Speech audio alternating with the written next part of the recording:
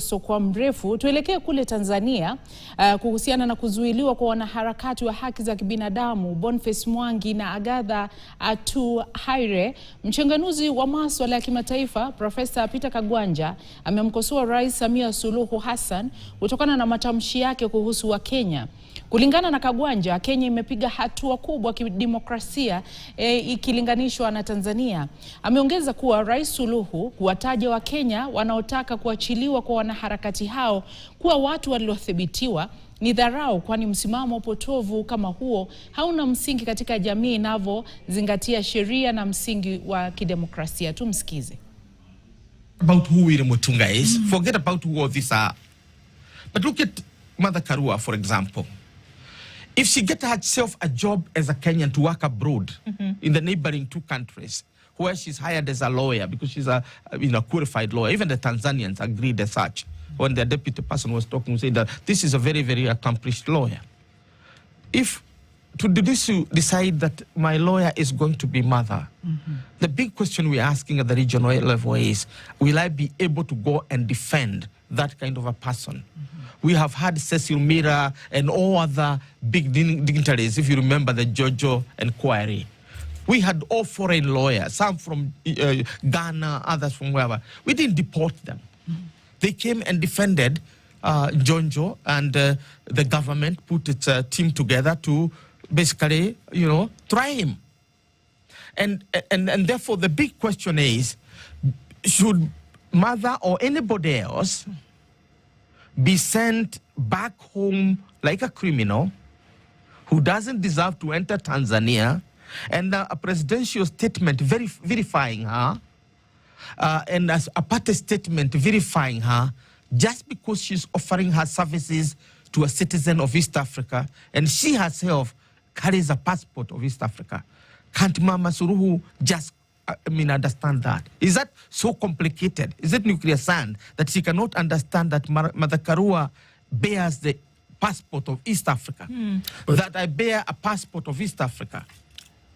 But let me counter this argument from this direction. From her statement, just listening to her, there's the element of listening to what she's saying. She's not saying in what she's saying. Yes. And she almost alluded to the fact that these people, quote unquote, have been managed in their own country. They can't bring their business and drama to our country, all right? Which seems to be, they already have a brief of what's currently going on in Kenya. Of course, the embassies, they have intelligence officers who follow what's going on, and they brief, they will brief the president back there.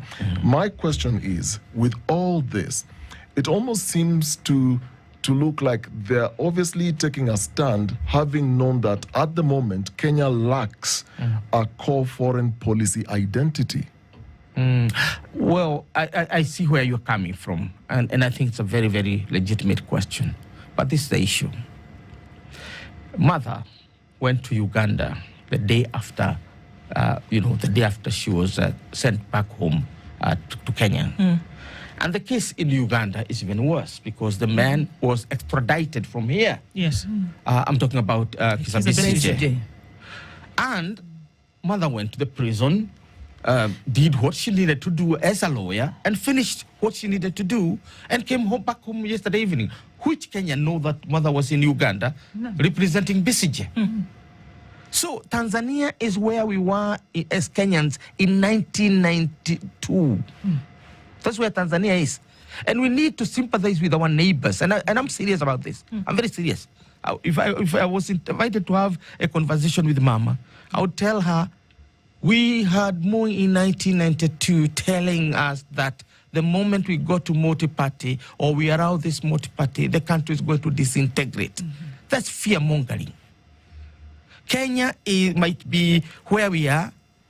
I am now talking about my brother, His Excellency William Ruto, in the open manner that I'm talking, aware that he or his people are listening, and we have mutual respect. That's what democracy is about. Kama njia moja ya kubuni riziki endelevu kwa vijana, hasa katika maeneo ya Ziwa Victoria, mradi wa kujumuisha vijana na akina mama wachanga